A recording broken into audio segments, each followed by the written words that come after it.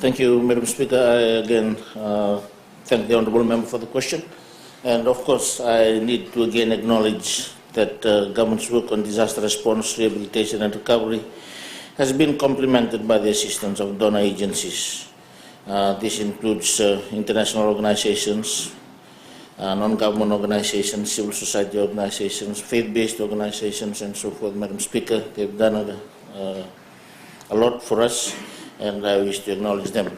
Definitely, it's not an easy work coordinating the work of the various agencies, particularly when they are not part of the government machinery. But this is something that I have explained in the Monday session on the challenges that were faced in the response phase post-Winston, Madam Speaker.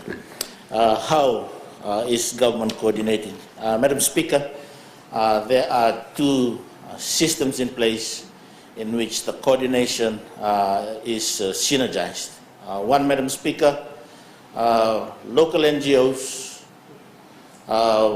they, as mandated in the Act, are coordinated by Fiji Council of Social Services. Fiji Council of Social Services, there are only two agencies that are members of the Disaster Council, Madam Speaker, the Fiji Council of Social Services and the Fiji Red Cross. So the responsibility of the Fiji Council of Social Services is to coordinate all the activities, assistance, and support provided by local non-government organizations.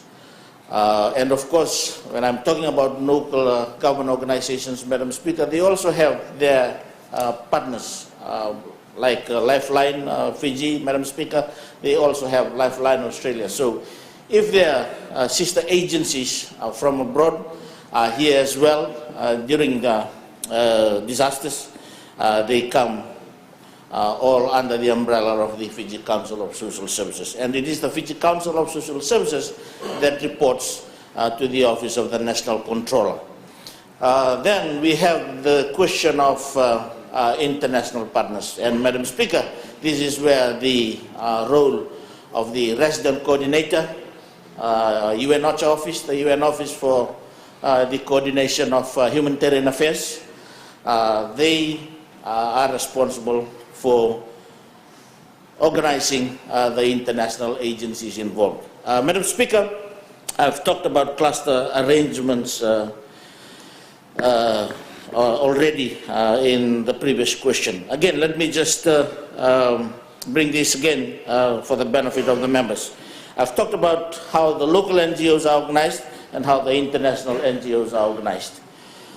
They are all brought together in what we call the cluster arrangement.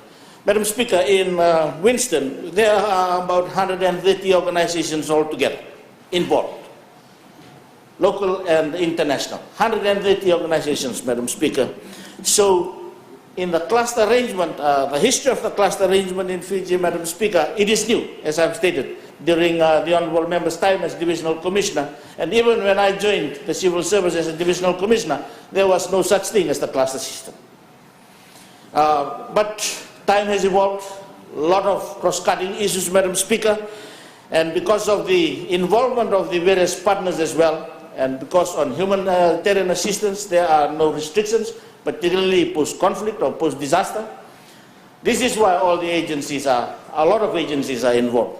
So the system that has been set up by the United Nations is under the cluster arrangements. In Fiji, Madam Speaker, we have 8 clusters. I'll name the clusters, Madam Speaker. One is on health and nutrition. Second cluster is on education. 3 is the WASH cluster, which is the water and sanitation and hygiene. And then we have logistics and communications. We have shelter. We have public works and utility, safety and protection, and food and security. Madam Speaker, in the clusters, government is always the lead agency. And then appointed from the other organizations are the co-leads within the agency. Saying, for example, in education, education is the lead agency, and maybe ACAP or one of the other stakeholders, they are the co-leads. So it is in the cluster system, Madam Speaker, that is where they have the what they call the humanitarian action plan, the point that was raised by the Honorable Renaud. The humanitarian action plan looks at the assessment made by the cluster, what are the needs, what are the activities, what are the resources required, and what have they done in sort of the time frames. Last week, Madam Speaker, I sat with the UN coordinator, UN OCHA, the resident coordinator. Again, the briefing was given to us on the gaps. That gap, as I've stated, we are transitioning now from the response into the recovery. The gaps identified by the clusters that will be taken on by government, and of course the clusters as well as we continue. We are not only talking about the response phase, they will be partnering us as well, Madam Speaker, when we transition into the recovery. And lastly, Madam Speaker, we've heard about the flash appeal. The flash appeal, again, government only came to launch with them. It was all the initiatives of these organizations under the umbrella of UN OCHA, because they are internationally recognized, and that is definitely their role, Madam Speaker. So that is how it's coordinated in Winston, and of course it will continue to do so. I just need to mention here, Madam Speaker, that we only adopted this system after the cyclone of December 2012, Evans. And we developed the cluster arrangement with Peter Muller, who was then the UN OCHA official here. He is now in Geneva. And this is the first time for us to implement and test the cluster arrangements in Fiji. And of course, we are looking at the gaps and how it can be better coordinated as well for the future. Thank you, Madam Speaker. Madam Speaker. Question, Honorable All this, at the end, we will see our financial books. At this time, you would have knowledge of how much money NGOs and civil society have contributed and how much government have contributed. You mentioned Evans. That rehabilitation phase is still not completed after 4 years now, and I'm sure there's still a lot of money to be handled in that regard to handle that problem. Can you inform the August House if your tracking system also tracks our expenditures? And the people, the taxpayers, want to know. Thank you. Madam Speaker, definitely. That is the responsibility of any government. Tracking system, we have an aid tracking system, and as well as the finances. Madam Speaker, tomorrow I will, in this Honorable House, I will issue a ministerial statement to talk about the aid and of course also the finances as well. But let me assure this Honorable House that stores and finances, everything are well recorded, and of course it will be subject to the normal process of auditing and other scrutiny exercises as well. For Evans, Madam Speaker, let me assure this Honorable House that the rehabilitation for Evans has been completed. But what is emerging are those that were left out in the list, and that will be dealt with in the normal process. Thank you, Madam Speaker. Supplementary question, Honorable Mbulitawu. Thank you, Madam Speaker. I thank the Honorable Minister for his answers this morning. In regards to UN OCHA that he has already said, I think the simple diagram was published by them, who's where doing what. In every province, they will have a list of NGOs providing all those services that they are specialized in. Madam Speaker, my question to the Honorable Minister, even in government taking the leading role as the chairman of disaster, there were some areas in Fiji, like in Taveuni, Nabawau, that rations arrive late and tents that arrive late. What can be done to improve this, Madam Speaker, in the future, events, if these climatic problems do arise again, in regards to the need for helicopters, the need for boats to transport these materials immediately after disaster? Thank you. Honorable Minister. Thank you, Madam Speaker. I talked about the the challenges the other day, logistics.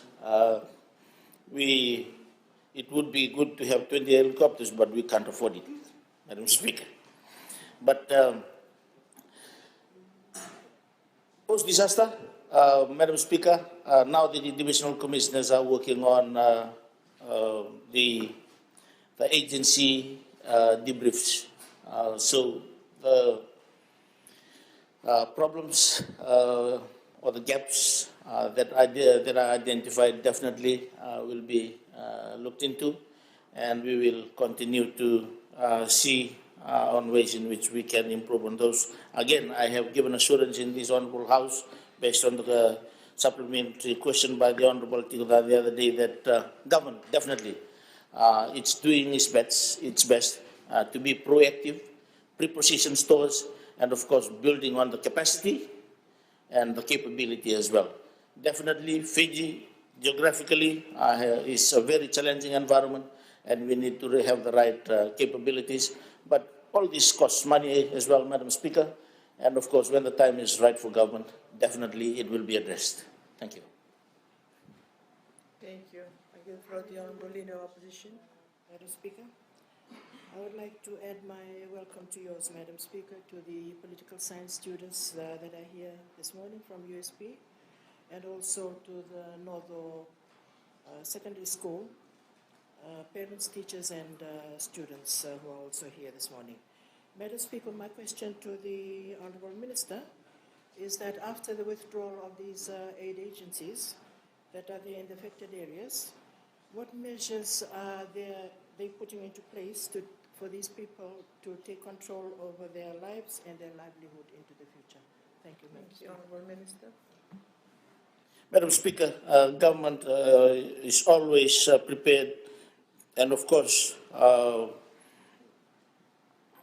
ensures that the transition is smooth and with minimal implications and effects on the local communities. As I've alluded to earlier, Madam Speaker, in the clusters, they are not only looking at the humanitarian response phase. Let me again emphasize that.